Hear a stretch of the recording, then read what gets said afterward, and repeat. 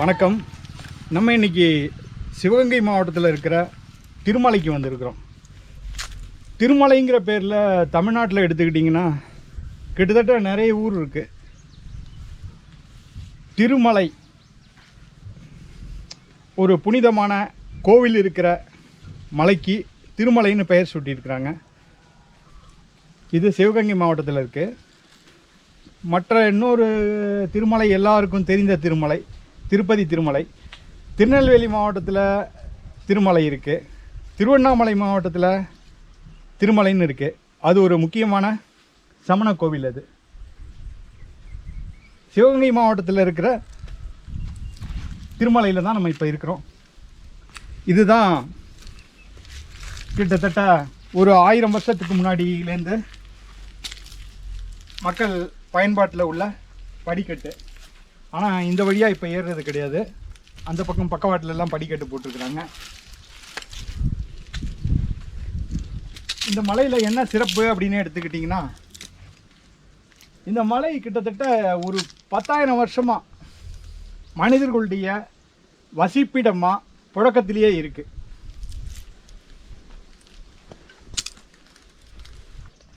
இதில் இந்த மலையில் ஒரு அற்புதமான மிகப்பெரிய அளவில் உள்ள பாறை ஓவியம் இருக்குது. தமிழ் பிராமி கல்வெட்டுகள். தமிழ் பிராமி கல்வெட்டுகள் வந்து தமிழ் எழுத்துக்கள்னு சொல்லலாம். அது கிட்டத்தட்ட 2000 வருடம் தொன்மையானது. அந்த கல்வெட்டு கற்படுக்கைகள், சமண படுக்கைகள், அதுலேயும் நிறைய வேறுபட்ட கருத்துக்கள் இருக்குது. நம்ம இப்போதைக்கு சமண படுக்கைகளுக்கு மேலே அந்த கற்படுக்கைகளை செய்து கொடுத்தவங்க யார் அப்படிங்கிற தகவல் வந்து நம்ம ஆரம்ப காட்ட தமிழ் மொழியோட எழுத்துக்களில் அங்கே எழுதி வைக்கப்பட்டது. ஆக இந்த மலையோட ஒருபுறம் பாறை ஓவியம் இருக்குது. அது 5000 10,000 அப்படி என்ன வேணால் இருக்கலாம். அந்த காலகட்டத்தை வரைய இருக்கக்கூடியவங்களோ வாழ்ந்தவங்களோ இன்றைக்கி நம்மகிட்ட இல்லை. உத்தேசமாக சொல்லக்கூடிய மதிப்பீட்டின் அடிப்படையில் தான் அது இருக்கும். இந்த பகுதியில் பாறை ஓவியம். இந்த மலையோட வலதுபுறத்தில் சமண படுக்கைகள், தமிழ் கல்வெட்டு. அதற்கு கீழே வெளிப்பக்கம்லாம் புதுசாக கோயில் கட்டிட்டாங்க. உள்ள ஒரு பாண்டியர் கால குடைவரை இருக்குது. அது 8ஆம் நூற்றாண்டு குடைவரையாக இருக்கலாம். பெரிய கல்வெட்டு சான்றுகள் எதுவும் இல்லை. அது வந்து பிற்கால கட்டடத்தில் உள்ள மறைஞ்சு இருக்கலாம். அந்த கட்டிட அமைதி, குடைவரை, இந்த பக்கத்தில் இருக்கிற பாண்டியர் கால குடைவரைகள் ஒப்பீட்டோட அடிப்படையில் வரலாற்று அறிஞர்கள் அதை வந்து கலைக்கோன் ஐயாவோட குடைவரைகள் புத்தகத்தில் அது 8ஆம் நூற்றாண்டினதாக இருக்கலாம் அப்படிங்கிற மாதிரி மதிப்பிட்டு இருக்கிறாங்க. நம்ம அதை ஒவ்வொன்றா போய் பார்க்கலாம் வாங்க.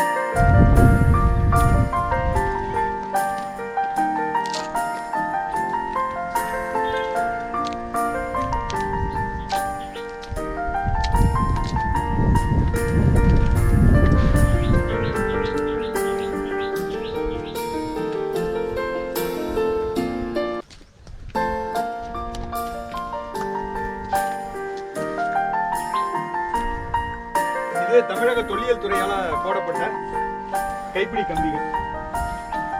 முன்னாடி இதெல்லாம் இல்லை.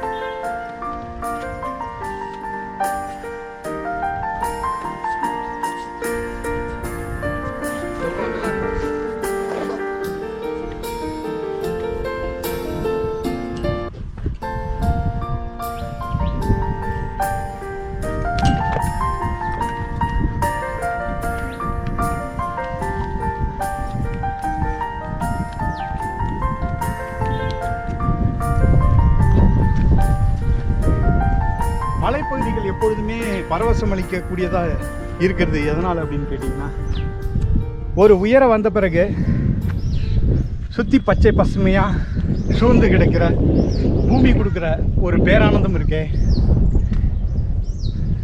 அதுவும் ஒரு மழைக்காலம் முடிந்த பிறகு பசுமை போர்த்தி கிடக்கும் பூமியை பார்க்கறதுக்கு பெரிய பரவசமான அனுபவம்.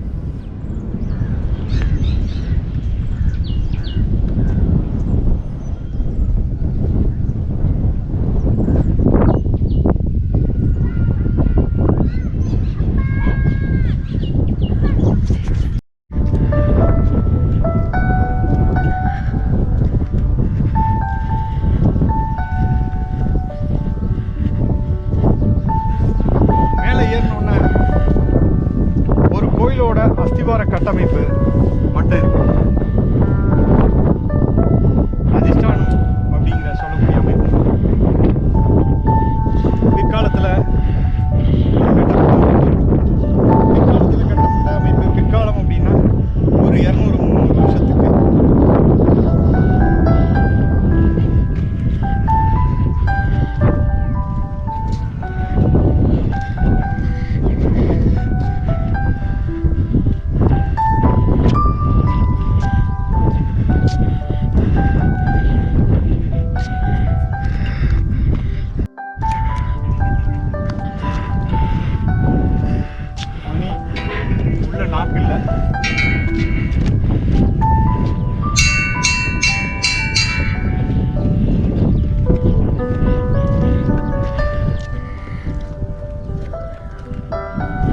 விளக்கத்தூர்னு சொல்லுவாங்க.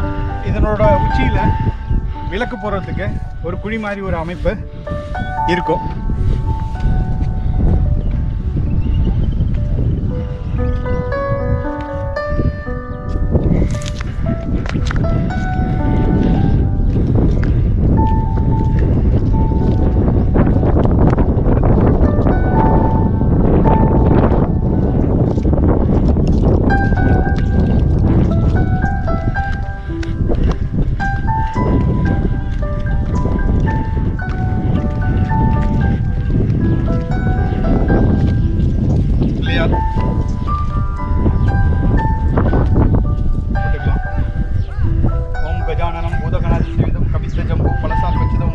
சோக விநாச காரணம் நமாமி விக்னேஸ்வர பாத பங்கஜம்.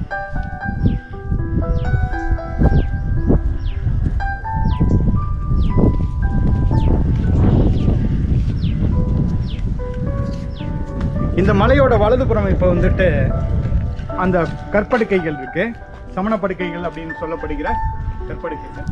நம்ம இடதுபுறம் போக போகிறோம். இடதுபுறத்தில் தான் அந்த பாறை ஓவியங்கள் இருக்கு.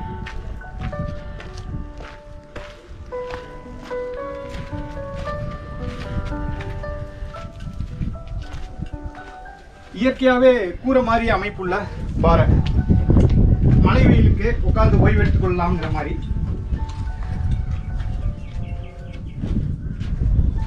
கொஞ்சம் பார்த்து வாங்கணும், முள்ளெல்லாம் இருக்கும்.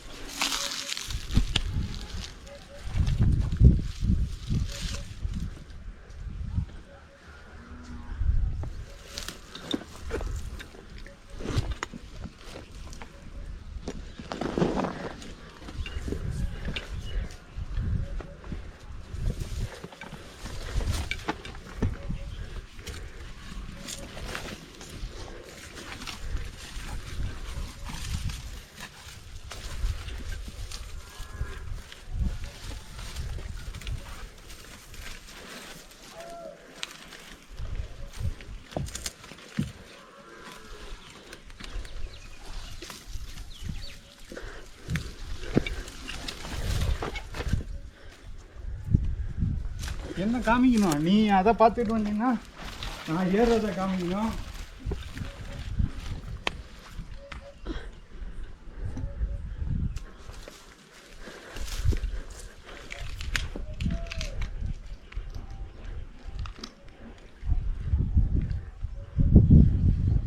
முழுக்க மழை தேனீக்கள். ஒவ்வொரு தீனியும் பெரிய ஒரு குளவி அளவுக்கு இருக்கும். பறந்து கடிக்க ஆரம்பித்தா தாக்கு பிடிக்கிறது ரொம்ப ரொம்ப சிரமம். மிகப்பெரிய கூச்சல், அதீத சத்தம் ஏற்படுத்தக்கூடிய அதிர்வே அதுக்கு போதுமானது. அதெல்லாம் எழுந்திருச்சு பறக்கிறதுக்கு. ஒரு வகையில் இந்த பாறை ஓவியங்கள் இதுவரைக்கும் தற்கால மனிதர்களால் கிறுக்கப்படாமல் இருக்கிறதுக்கு இந்த தேனீக்கள் தான் பாதுகாப்பாக இருக்குது. அப்படியுமே தேன் எடுக்கிறதுக்காக தீயெல்லாம் வச்சு எடுத்து பார்த்தீங்கன்னா இந்த தேனடையை கருக்கியிருப்பாங்க தேனீக்களை விரட்டுறதுக்காக. அதில் இந்த பாறை ஓவியம் எல்லாமே செதஞ்சு போச்சு. ஒருத்தர் குதிரையில் பயணிக்கிற மாதிரி ஒரு ஓவியம் இருக்கும், உங்களுக்கு அது தெரியும். அதுக்கு மேலே நம்ம சினிமாவில் எல்லாம் பார்க்குற மாதிரி ஏலியன்கிற மாதிரி ஒரு உருவம், பெரிய ஆளாக ஒரு உடுக்கை அமைப்பில் உடலோட 2 கால்களோட இருக்கிற ஓவியம் இருக்கும். இதெல்லாம் சிவப்பு நிறத்தில் தீட்டப்பட்டிருக்கு.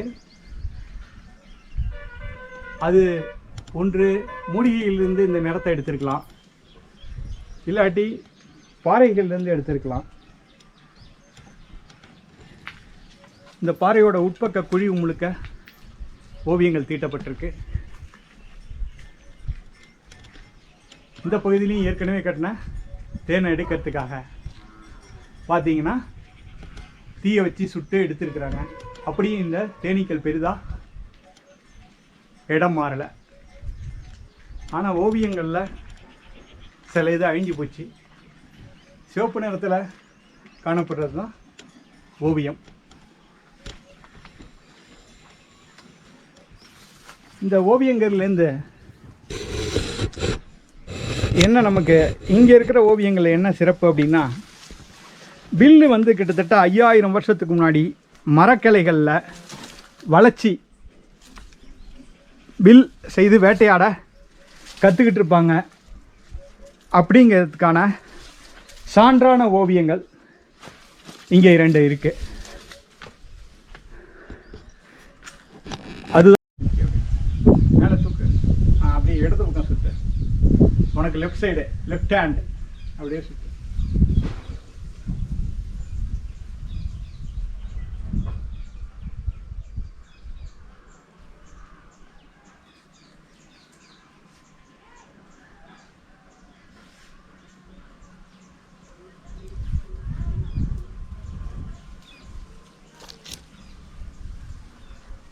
வேட்டைக்கார சமூகமாக வாழ்ந்த காலத்தில் வரையப்பட்ட ஓவியமாக இருக்கலாம் இது. இதில் உங்களுக்கு 2 மனிதர்கள் நிற்பது தெரியும். உங்களுக்கு ஒரு பறவை முகத்தோட பார்த்தீங்கன்னா மூக்கு, இப்போ நம்ம ஆங்கில படங்கள்லாம் பார்க்குற மாதிரி ஒரு சிறகு அதில் இருக்கு. அதே மாதிரி முகத்தோட்டத்தில் தலையை வச்சு ஒரு ஓவியம் வரைஞ்சிருக்கிறாங்க சிவப்பு நிறத்தில். கை விரல்கள் இதற்கு பின்னாடி முழுக்க சிவப்பு நிறத்திலேயே கோடுகள் வரையப்பட்டிருக்கு. இந்த பக்கமும் கோடுகள் வரையப்பட்டிருக்கு. இந்த பக்கம் ஒரு மனிதன் நிற்கிறார். இதை பார்த்தீங்கன்னா தெரியும். அவர் கையில் பாருங்க ஒரு பெரிய வில்லு இருக்கும். 2 பேருக்குமான சண்டையாக இருக்கலாம், இல்லாட்டி வேட்டைக்கு சொல்லும் தோழர்களாக இருக்கலாம். இந்த ஓவியங்களின் வயது அப்படிங்கிற மாதிரி எடுத்துக்கிட்டா கிட்டத்தட்ட 5000 வருடங்களுக்கு மேலே இருக்கலாம், அதுக்கு மேலவும் இருக்கலாம். ஓவியம் வரையப்பட்ட காலத்தை நம்ம அனுமானமாக தான் சொல்ல முடியுமே தவிர இந்த நூற்றாண்டில் வரையப்பட்டது, இத்தனை ஆயிரம் ஆண்டுகளுக்கு முற்பட்டது அப்படின்னு சொல்லி துல்லியமாக கணிக்கக்கூடிய எந்த விதமான கருவிகளோ வேறு எந்த சான்றுகளோ நம்மக்கிட்ட இல்லை. அது சாத்தியமும் இல்லை. அப்படி ஒன்று இருந்தாலும் அது அந்த அளவுக்கு எந்த அளவுக்கு வந்து நம்பகத்தன்மையாக தான் இருக்கும் அப்படிங்கிறது கேள்விக்குறி. மனித நாகரிகம் படிப்படியாக காடுகளில் குகையில் வாழ்ந்து வேட்டையாடி அந்த விலங்கை கொஞ்சம் கொஞ்சமாக சுட்டு சாப்பிட கற்றுக்கிட்டு அதற்கப்புறம் பயிர் பண்ணி இப்படின்னு பெரிய நீண்ட நெடிய வளர்ச்சி. அதன் மீது மனிதநாகரத்தின் வளர்ச்சி குறித்து யாருக்கு ஆர்வமும் அக்கறையும் அந்த இடங்களை பார்க்கணுன்னு தோணுதோ அவங்களுக்கு திருமலை ஒரு முக்கியமான பகுதி. இந்த பகுதியில் பாறை ஓவியம், அந்த பக்கம் கற்படகை, தமிழ் எழுத்துக்கள், தமிழோட தொன்மையான வரி வடிவ எழுத்துக்கள் அந்த பக்கம் இருக்குது. 5000 வருட ஓவியத்தின் மேலே கொஞ்சம் கூட அக்கறை இல்லாமல் நமக்கு இருக்க தோணுது. அதை விட நம்ம பெயரை கொண்டாந்து அந்த ஓவியத்தை அழிச்சு எழுதுறதுங்கிறது என்ன மாதிரியான மனநிலைன்னு என்னால் புரிஞ்சிக்கவே முடியல. நம்ம சரியாக நம்ம தொன்மை குறித்த விஷயத்தை அடுத்த தலைமுறைக்கு சொல்லி கொடுக்கலையா, இல்லை அவங்க இதெல்லாம் பெரிய விஷயம் கிடையாது, இன்றைக்கி இருக்கிற செல்ஃபோனோ அதில் இருக்கிற விளையாட்டுகளும் தான் முக்கியம் அப்படிங்கிற மாதிரியான மனோநிலைக்கு தள்ளப்பட்டுட்டாங்களா அப்படிங்கிறது தான் இதில் வருந்தத்தக்க விஷயம். வாருங்க நம்ம கற்படுக்கைகள் தமிழ் எழுத்துக்களை பார்க்கலாம்.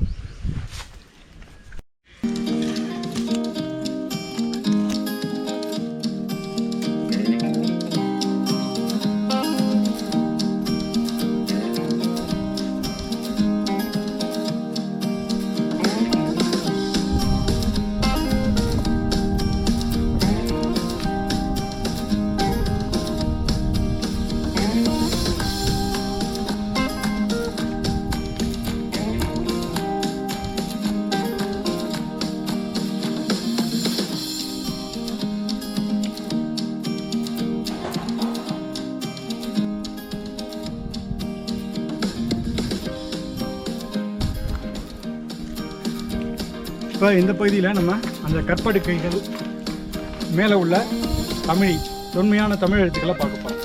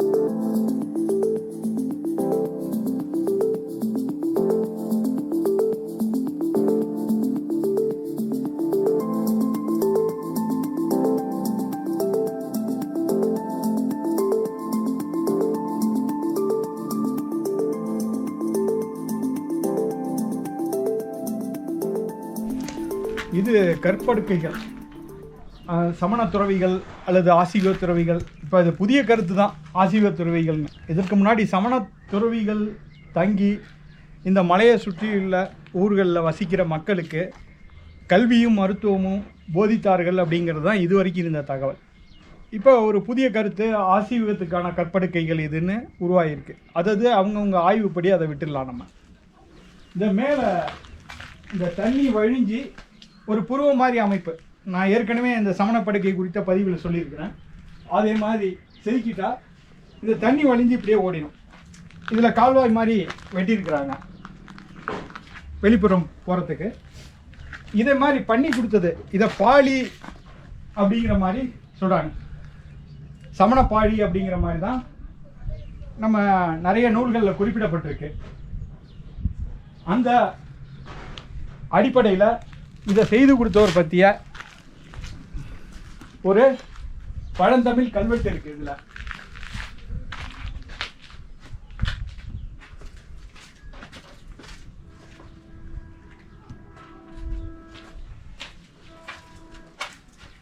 எருக்காட்டு ஊர் காவிதிக்கோன் கோரிய பாளி அப்படின்னு சொல்லிட்டு இது எழுத்து எல்லாம் கிட்டத்தட்ட அழிகிற நிலைமையில் இருக்கு. இதுதான் நம்மளுடைய தமிழுடைய ஆரம்ப கட்ட எழுத்துக்கள். இது தமிழ் மேல, நமது மொழி மேல் காதல் உள்ள, நம்ம மொழியோட தொன்மை மேல அக்கறை உள்ள அனைவரும் வந்து இங்கே பார்க்கணும் அப்படிங்கிறது என்னுடைய ஆசை. இது நேரடியாக எனக்கு படிக்க தெரியாது. இது குறித்து ஒரு பெரிய புத்தகம் போட்டிருக்கிறார் ஐராவதம் மகாதேவன் ஐயா. அந்த புத்தகத்தை எழுத்துக்களை இதோட ஒப்பிட்டு நான் காண்பிக்கிறேன். தொல் தமிழ் எழுத்துக்கள் அப்படின்னு சொல்லி எர்லி தமிழ் எபிகிராஃபின்னு ஆங்கிலத்தில் இருக்கு. ஆனாலும் அந்த புத்தகம் தமிழ் மொழியை நேசிக்கக்கூடிய எல்லா மனிதர்கள் கையிலும் அவசியம் இருக்க வேண்டியது. தொன்மை குறித்த, தமிழின் தொன்மை குறித்த மிகப்பெரிய சான்றான ஆவணம் அது. நான் அதை காண்பிக்கிறேன் பாருங்க. இப்போ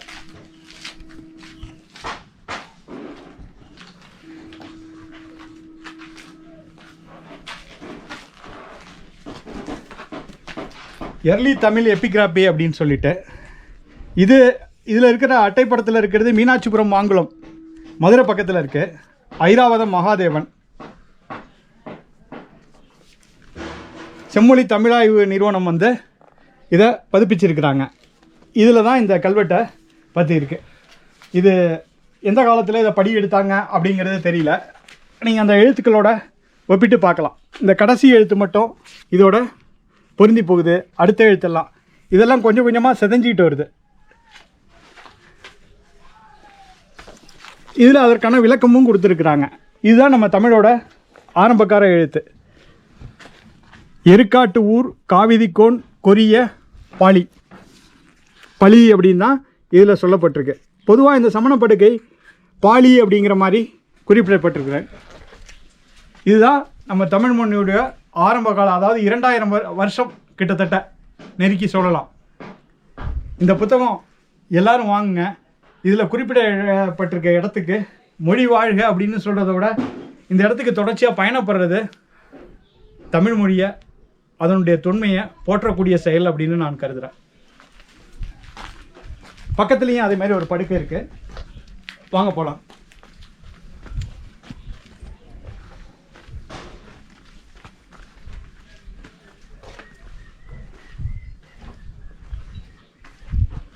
இதுதான் படுக்கை அப்படின்னு சொல்லிட்டு இந்த அமைப்புக்கு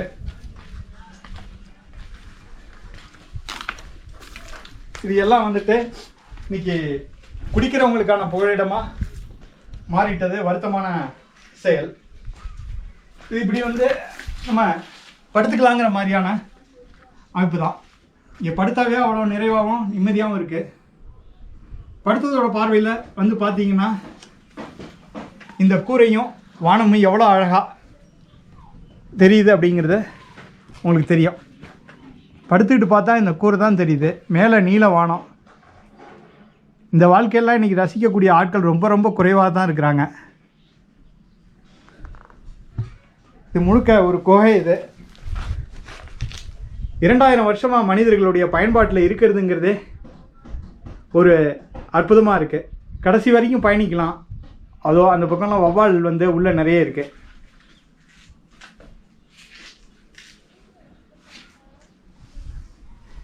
இதற்கு மேலே அதே மாதிரி தொன்மையான தமிழ் எழுத்துக்கள் இருக்கு இந்த முகப்புலையும். அதையும் இந்த புத்தகத்தில் குறிப்பிட்டிருக்கிறாங்க. அதுவும் கிட்டத்தட்ட சிதைந்த நிலையில் இருக்குது. வா கரண்டை அப்படிங்கிற மாதிரி அதில் எழுதப்பட்டிருக்கு. சமீபத்தில் என்னை போன்ற ஆர்வலர் யாரோ வந்து மேலே சாக்பீஸால் கோடி கிழிச்சு அந்த எழுத்துக்களை அடையாளப்படுத்தி பார்த்துட்டு போயிருக்கிறார். அவருக்கு நன்றி. இல்லாட்டி நம்ம இதில் தேடுறதுல அந்த குகையில் உள்ள முகப்பில் உள்ள கல்வெட்டை கூட நம்ம பார்த்துடலாம் சுலபமாக. இந்த கல்வெட்டில் பாருங்கள், அது அப்படியே பாறையோட பாறையாக இருக்குது. அந்த சுண்ணாம்பு தீட்டல் இல்லைன்னா இன்றைக்கி நம்ம அந்த எழுத்துக்களை கண்டுபிடிக்கிறதே ரொம்ப சிரமம். நான் போன முறை வரலாற்றின் அடிச்சுவட்டில் பயணத்தில் நண்பர் கார்த்தியும் அருணும் ரொம்ப சிரமப்பட்டு தேடினாங்க, தேடி கண்டுபிடிச்சாங்க. அப்போ நாங்கள் வந்துட்டு எழுத்துக்களை கண்டுபிடிச்சதோடு விட்டோம், அதை அடையாளப்படுத்தி வைக்கல. இன்றைக்கி ஒரு மனுஷன் வந்து இது மாதிரி தேடி அடையாளப்படுத்தி வச்சுட்டு போயிருக்காரு. நான் இதை எடுக்க வரப்போ ரொம்ப சுலபமாக இருக்குது. இந்த எழுத்துக்களும் இருக்குது, பார்த்தீங்கன்னா உங்களுக்கு தெரியும். வாக் கரண்டை அப்படிங்கிறது மட்டும்தான் இருக்குது இன்றைக்கி இந்த புத்தகத்தில் இருக்கிறது.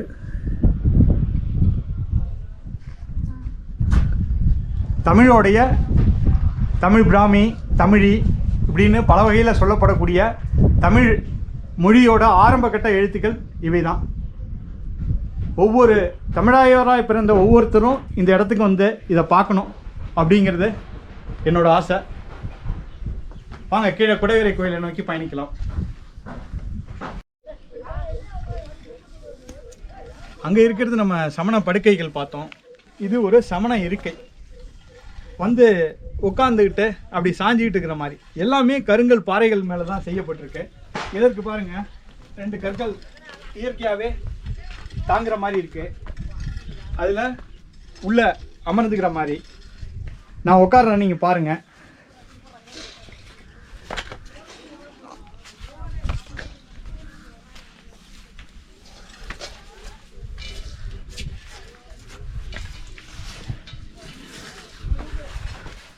உட்காந்துக்கிட்டு நம்ம இங்கேருந்து பார்க்குறப்ப என்ன மாதிரியான காட்சி நம்ம கண்களுக்கு படமாகிறதையும் நீங்கள் பார்க்கலாம்.